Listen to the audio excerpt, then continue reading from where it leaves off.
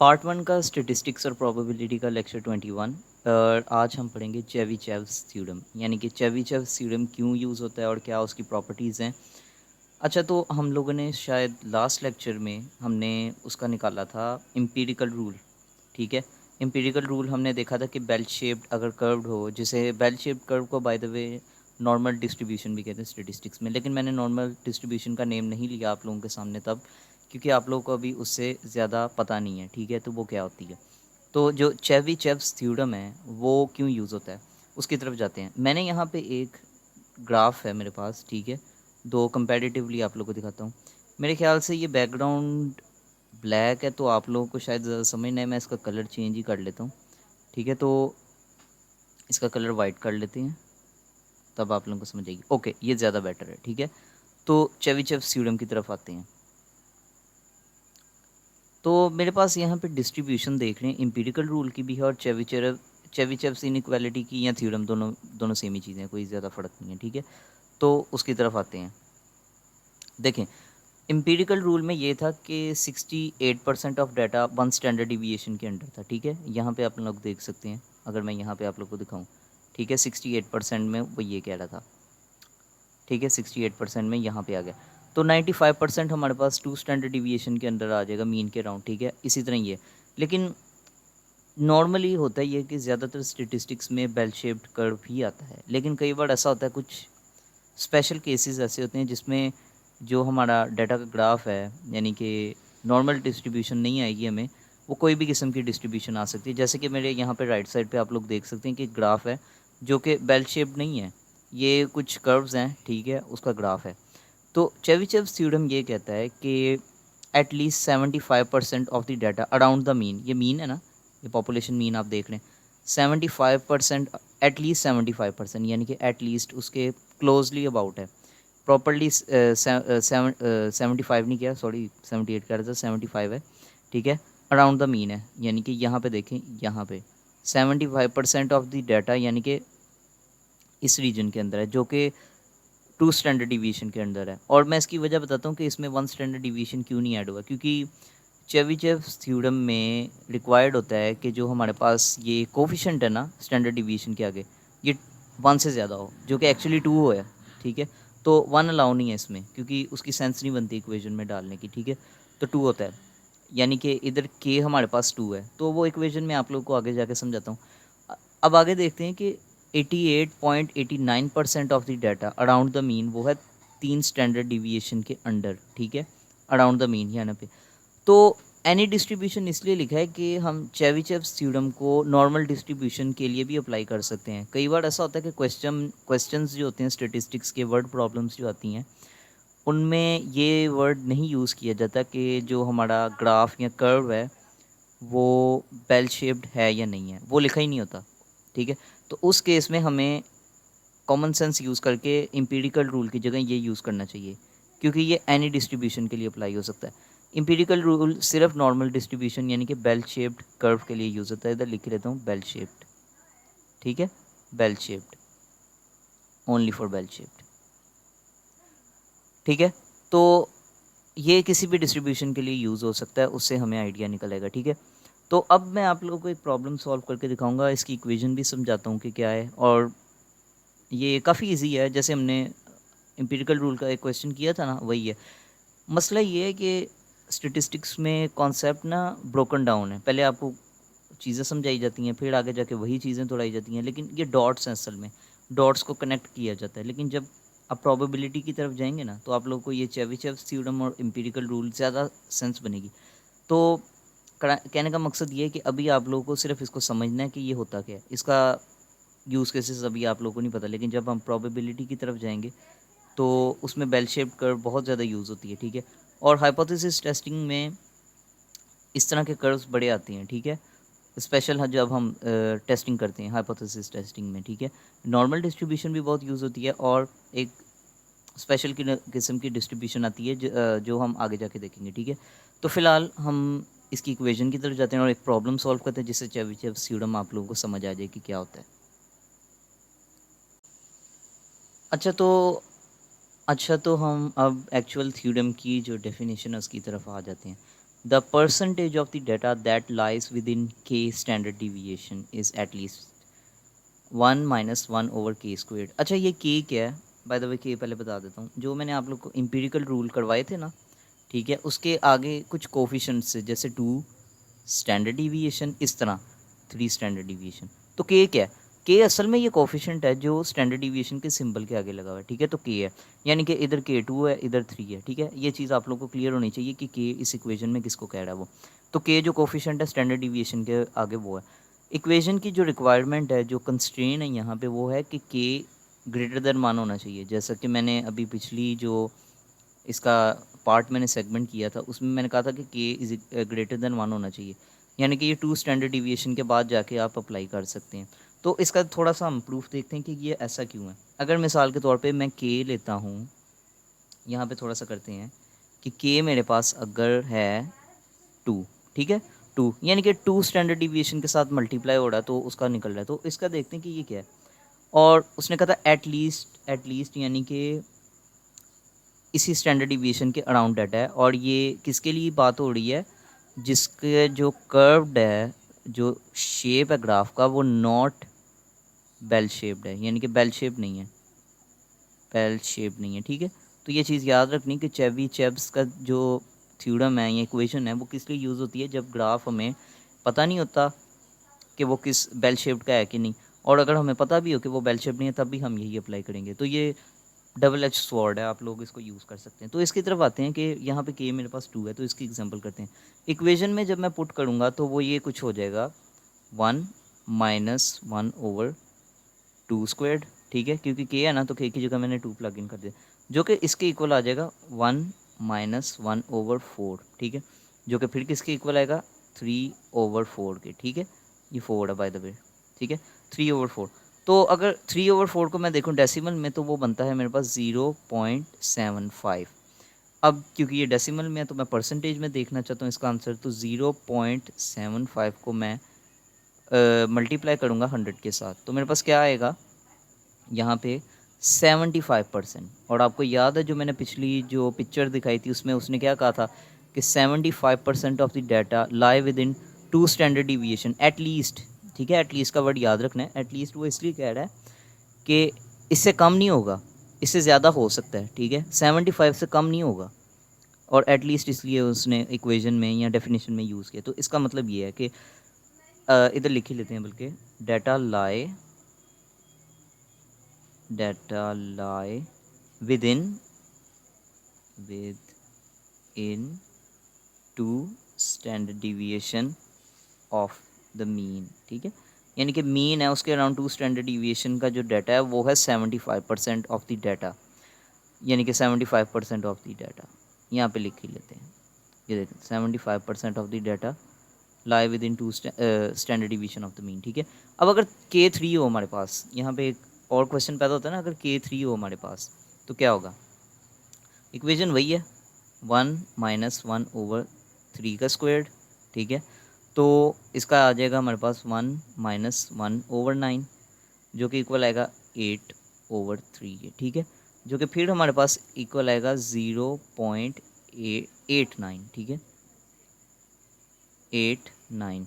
तो अगर मैं इसको 100 के साथ मल्टीप्लाई करता हूँ 0.89, ठीक है, 100 के साथ, तो मेरे पास आता है 88.9। ये मैंने इधर राउंड की है वैल्यू, 88 राउंड की है। पिछली अगर पिक्चर आपने देखी होगी तो उसमें 88.889 था कुछ इस तरह, तो राउंड कर सकते हैं आप लोग, ठीक है, इतना चलता है। और ये एटलीस्ट इसके अराउंड है, यानी कि इससे ज़्यादा हो सकती है लेकिन इससे कम नहीं हो सकती जो डाटा की रेंज है, ठीक है। तो ये नॉन जो बेल शेप्ड जो हमारे कर्व्स या ग्राफ्स बनते हैं स्टेटिस्टिक्स में, ही उनके लिए कि मीन के अराउंड कितने स्टैंडर्ड डिवीएशन की रेंज में कितने परसेंट डाटा आ रहा है जब बेल शेप्ड कर्व नहीं होता, ठीक है। तो इसका अब हम एक प्रैक्टिकल प्रॉब्लम सॉल्व करते हैं। मैंने आप लोगों को प्रूफ करके दिखा दिया कि ये क्यों हो रहा है, ठीक है। इक्वेशन में अगर आप कोफिशिएंट डालें स्टैंडर्ड डिवीएशन के आगे वाला, तो उससे हमें 75% और 89% जो हमें आंसर आता है वो आता है, ठीक है। तो प्रॉब्लम की तरफ जाते हैं, एक प्रैक्टिकल प्रॉब्लम सॉल्व करते हैं, आप लोगों को और ज़्यादा क्लियर हो जाएगा कि चेबीशेव थ्योरम हमने सॉल्व किया तो हमें क्यों आइडिया हो रहा है। और उसमें आप लोग को मैं ये भी बताऊंगा कि वहाँ पे बेल शेप्ड वर्ड यूज़ नहीं हुआ तो हम क्या करेंगे उस केस में। एक चीज़ और याद रखें कि हमें जो ये चीज़ है ना, जो एम्पिरिकल रूल और चेबीशेव्स का थ्योरम है, ये आप लोगों को शायद अजीब सा लग रहा हो कि क्योंकि पीछे सब कुछ कनेक्टेड था, यहाँ पे आके थोड़ी सी चीज़ें डिसकनेक्टेड लग रही हैं। लेकिन जब हम इसी चीज़ों को स्टडी करके अगले टॉपिक्स की तरफ जाएंगे तो सारी चीज़ों की सेंस बनेगी, ठीक है। तो आप लोगों ने इन चीज़ों को समझना है कि चेबीशेव थ्योरम क्यों यूज़ होता है और एम्पिरिकल रूल क्यों यूज़ होता है। ये बस माइंड में रखना है, आप लोगों को आइडिया होना चाहिए, ठीक है। तो प्रॉब्लम की तरफ चलते हैं,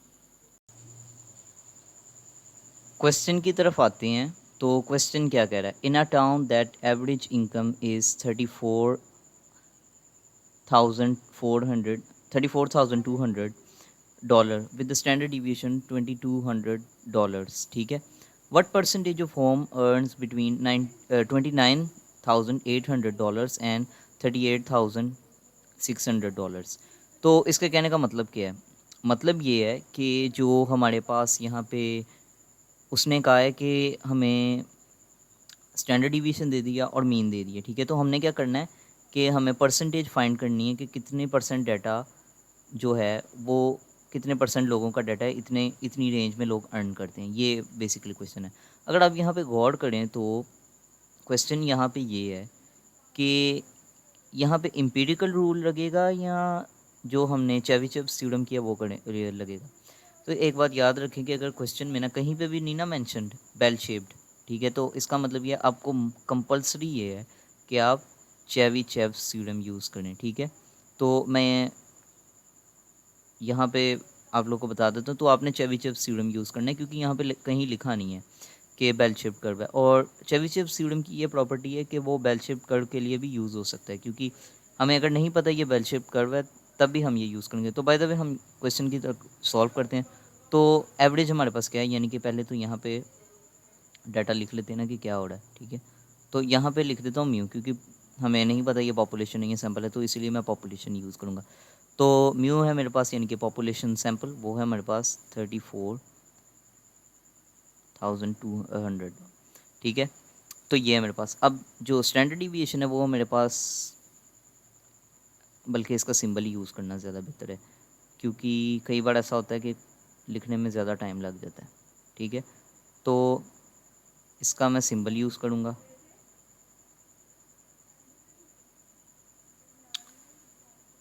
सॉरी, थोड़ा सा ना लैग होता है रिकॉर्ड करते हुए, तो उसका कोई इशू नहीं है। तो मैं स्टैंडर्ड डिविएशन ही लिख लेता हूँ क्योंकि पता नहीं क्यों ये अटक रहा है, ठीक है। तो ये स्टैंडर्ड डिविएशन है। तो स्टैंडर्ड डिविएशन हमारे पास $2,200 है, और ये भी डॉलर्स का सिंबल यहाँ पे लगा देते हैं क्योंकि पोक में क्वेश्चन यही था, ठीक है। तो हमने यहाँ पे निकालना है what percentage of homes earn between $29,800 and $38,600। तो ये उसने कहा है। तो अब अगर हम यहाँ पे आएँ, ठीक है, यहाँ पे आएँ, तो चेबीशेव थ्योरम में एक कंस्ट्रेंट ये थी कि के जो है हमारा 2 स्टैंडर्ड डिविएशन से 2 होना चाहिए, यानी कि ग्रेटर देन 1 होना चाहिए। के हमारा ग्रेटर देन 1 होना चाहिए, ठीक है। तो अगर मैं उस हिसाब से देखूँ तो चेबीशेव थ्योरम मेरे पास यहाँ पे उसकी इक्वेशन ये बनती है, ठीक है, 1 - 1/k², ठीक है। तो ये मेरी इक्वेशन है। अब अगर मैं यहाँ पे देखूँ तो मैं 1 स्टैंडर्ड डिवीएशन तो ऐड नहीं करूँगा क्योंकि उसने कहा है कि 1 से ग्रेटर होना चाहिए। तो जब हम चेबीशेव थ्योरम यूज़ करें तो हमें by default 2 standard deviation he calculate करना पड़ेगा क्योंकि के से ज़्यादा के की वैल्यू जो 1 से ज़्यादा होनी चाहिए, ठीक है। तो मैं यहाँ पे ये कर देता हूँ म्यू ±2 स्टैंडर्ड डिवीएशन, क्योंकि रिक्वायर्ड है 2 को यूज़ करना, 1 से ज़्यादा बड़ी वैल्यू लगानी है। तो अब मैं इसको सॉल्व करता हूँ, ठीक है। इसके 2 पार्ट्स होंगे, प्लस का और माइनस का, ठीक है। तो 34 तो मेरे पास यहाँ पे 34,200 प्लस, अब जो मेरे पास स्टैंडर्ड डिवीएशन था उसको प्लस कर देते हैं, 2 टाइम्स करेंगे क्योंकि 2 स्टैंडर्ड डिवीएशन है, ठीक है, यहाँ पे। अब माइनस भी करना है मुझे, 0 0, ठीक है, 2200। सॉरी, यहाँ पे मैंने माइनस करना था, मैं ध्यान नहीं था दे रहा, ठीक है। यहाँ पे मैं इसको माइनस करूँगा, तो माइनस यहाँ पे कर लिया, 0 0। अब इसका जो सम आ रहा है, जो भी निकल रहा है उसका आंसर, वो निकल रहा है हमारे पास, मैंने ऑलरेडी सॉल्व किया है। तो मैं लिखूँगा 38,600 और यहाँ पे है 29,800, ठीक है। तो ये स्टैंडर्ड डिवीएशन हमारा आ गया। और कि अब हमने क्या करना है कि इसकी परसेंटेज फाइंड करनी है, क्योंकि ये बेल शेप नहीं है, कि कितने परसेंट एटलीस्ट जो हमारा डाटा है वो कितने percent non bell shape curve में लाई कर रहा है इस डाटा सेट के मुताबिक, ठीक है। तो वो करने इक्वेशन में पुट करते हैं, आंसर आ जाएगा, क्योंकि हमें पता था हमने K2 यूज़ किया है, since K is equal to 2, ठीक है। तो हम इक्वेशन में भी K की जो एक वैल्यू है वो 2 ही पुट करेंगे, ठीक है। तो एट लीस्ट यहाँ पे पूरा लिखते हैं, एट लीस्ट यानी कि इससे ज़्यादा हो सकता है, वैल्यू से कम नहीं हो सकता, ठीक है। जो भी वैल्यू इसकी आएगी 1 माइनस 1/2 का स्क्वायर, क्योंकि K का स्क्वायर लेना है, जो कि हमारे पास आता है 3/4। अब जो कि हमारे पास आता है 0.75। अगर हम इसको मल्टीप्लाई करेंगे तो हमारे पास आएगा 75%, यानी कि at least 75% of the data lie with in the 2 standard deviation of the mean, ठीक है। इधर लिख ही लेते हैं पूरा, लाई with in 2 standard deviation of the mean, ठीक है। यानी कि मीन के अराउंड अगर स्टैंडर्ड डिवीजन 2 स्टैंडर्ड डिवीजन बनता है तो 75% डाटा उसके अंदर आ रहा है। अगर इसका मैं ग्राफिकली बताऊं तो ग्राफिकली शायद ये कुछ इस तरह बने कि हो सकता है ये कर्व ऐसे हो, ऐसे ऐसे ऐसे ऐसे ऐसे, ठीक है। तो इसका मीन यहाँ पे सेंटर ऑफ द डाटा आएगा, ठीक है। तो इसका मतलब ये है कि 2 स्टैंडर्ड डिवीजन यहाँ पे ऐड कर देते हैं, 2 स्टैंडर्ड डिवीजन यहाँ पे ऐड कर देते हैं माइनस, ठीक है।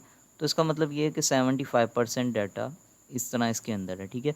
ग्राफिकली नहीं मैंने आप लोगों को बताया क्योंकि काफ़ी कॉम्प्लेक्स हो जाता है, लेकिन ये चीज़ समझने वाली है। तो यहाँ पे हम लोगों ने देखा कि चेबीशेव थ्योरम बेसिकली सारा वही है जैसे हमने एम्पिरिकल रूल में किया था, लेकिन फ़र्क ये है कि चेबीशेव थ्योरम जो है हमारे पास वो यूज़ होता है नॉन बेल शेप्ड कर्व के लिए, ठीक है। और जब हमें अननोन हो कि वो बेल शेप्ड लिखा ही नहीं है, जैसे कि इस प्रॉब्लम में था, तो इसलिए हमने चेबीशेव थ्योरम को यूज़ किया। इन एक्चुअल ऐसा भी हो सकता है कि वो जो प्रॉब्लम है वो बेल शेप्ड ही हो, लेकिन लिखा नहीं था प्रॉब्लम में, लेकिन तब भी आप लोगों ने बाय डिफ़ॉल्ट चेबीशेव थ्योरम को यूज़ करना है, क्योंकि बेल शेप्ड वर्ड कहीं पे लिखा ही नहीं था इस प्रॉब्लम में, ठीक है। तो ये चीज़ आपने करनी है। और के को हमेशा 2 से ज़्यादा होना चाहिए। अगर आप क्वेश्चन सॉल्व कर रहे हैं, आप 1 स्टैंडर्ड डिवीजन डालते हैं, तो आप लोगों को चेबीशेव थ्योरम डालने की ज़रूरत ही नहीं थी, क्योंकि उसकी तो वैल्यू के की वैल्यू 2 होनी चाहिए थी, तब जाके वो अप्लाई होता है, ठीक है। अगर 1 स्टैंडर्ड डिवीएशन में ये रेंज पूरी हो रही थी, तो इसका मतलब ये है कि हमें अगर एम्पिरिकल रूल के हिसाब से करना पड़ेगा। तो अगर हम सॉल्व करते हैं, तो अगर मिसाल के तौर पे मैं यहाँ पे आप लोग को बता दूँ कि अगर हमने 1 स्टैंडर्ड डिवीएशन के हिसाब से सॉल्व किया होता और ये रेंज हमें फाइंड हो जाती, तो 1 स्टैंडर्ड डिवीएशन के मुताबिक एम्पिरिकल रूल में हमें पता चलता है कि 68% ऑफ द डाटा मिलता है, ठीक है। 68% of the data 1 standard deviation की रेंज में आता है। इसका मतलब यह बाय डिफ़ॉल्ट वो वैल्यू जो हमने फाइंड की है 1 स्टैंडर्ड डिवीएशन से, तो वो 68% of the data range cover कर रही है बेल शेप कर्व में, तो वो बेल शेप प्रॉब्लम की होगी। लेकिन यहाँ पे मैंने 2 स्टैंडर्ड डिवीएशन अप्लाई किया, तब जाके ये रेंज हमें फाइंड हुई है। तो इसका मतलब ये है कि ये नॉन बेल शेप कर्व की प्रॉब्लम, नॉन बेल शेप जो ग्राफ था उसकी प्रॉब्लम थी, ठीक है। इस तरह भी आप लोग फाइंड कर सकते हैं दोनों चीज़ों को। थोड़ा सा रिवर्स इंजीनियर करना पड़ता है अलजेब्रिक रूल के मुताबिक, ठीक है।